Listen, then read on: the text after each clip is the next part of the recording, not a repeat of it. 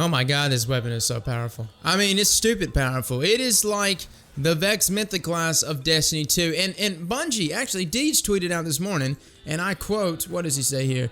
Prometheus Lens ship with a bug. We'll address this issue and talk solutions in this week at the Bungie blog.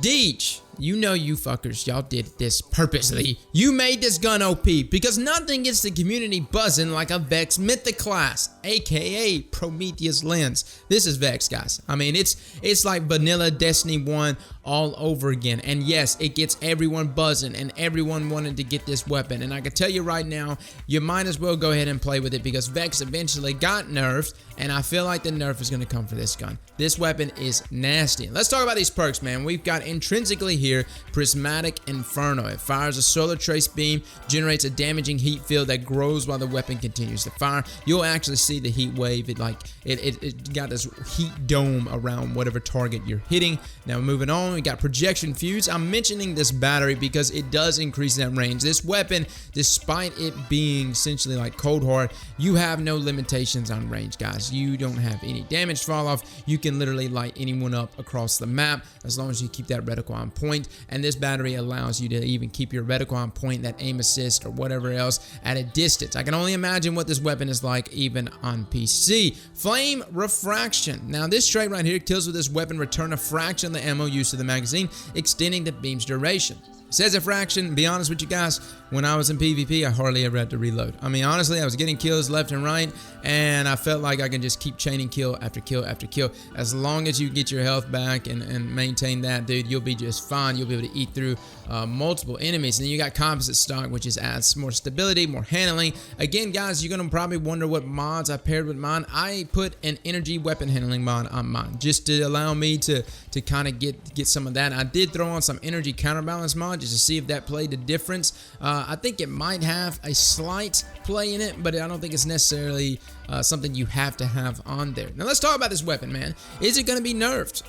Yeah, I think it's going to have to be nerfed. It's so good, and the thing that makes it good is that it has this heat combustion that occurs after the fight is concluded.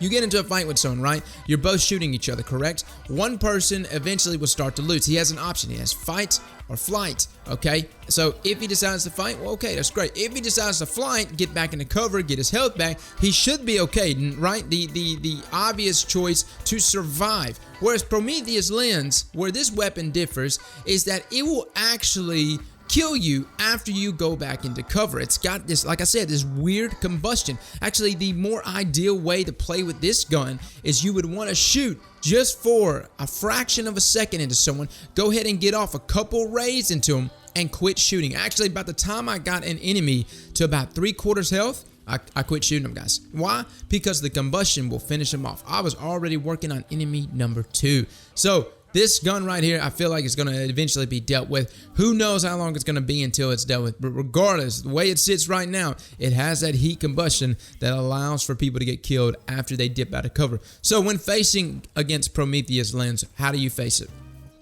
I would say right now, guys, you do not want to dip back into cover. Matter of fact, if anyone starts shooting you with the Prometheus Lens, you need to fight it out, man. Just go ahead and fight it out. Best case scenario, you're going to get a trade, okay? And I know it sounds terrible because, you know, we want an ability to always be able to outplay our enemies. But with this gun right here, especially with someone that's good at handling weapons to even begin with in first-person shooters, the best case scenario is you get a trade. So fight it out. The combustion, if you don't fight it out, if you try to run after he gets a few shots on you, combustion is going to finish you off even after you're 10 feet away from him and you're behind cover. So you might as well just go ahead and fight it out. Now, that is the big difference between this and Cold Hard. I know a lot of people like myself were like, okay, it's just Cold Hard. It's the solar version of Cold Hard. No, it is so much more than that. And I'm going to have to test this sucker out in PvE. We're probably going to bring it into a raid. I need to get it for my character before I can get extensive amounts of time with it to test it out in strikes and PvE and the raid, callus and raid layers and whatnot. But as of right now, where this weapon sits in PvP, guys, it is the most powerful weapon in the game. It's the Vex Mythoclast of your Destiny 2, guys. There's just no other way to put it. Fellas, thank you so much for coming and watching this video. If you enjoyed this video, definitely hit that like button. Share this sucker out, man. And as always, guys, slap that like button like your mama told you right. How long are you staying for? I'll be in the bar for the rest of the week. It's good. I'm going out with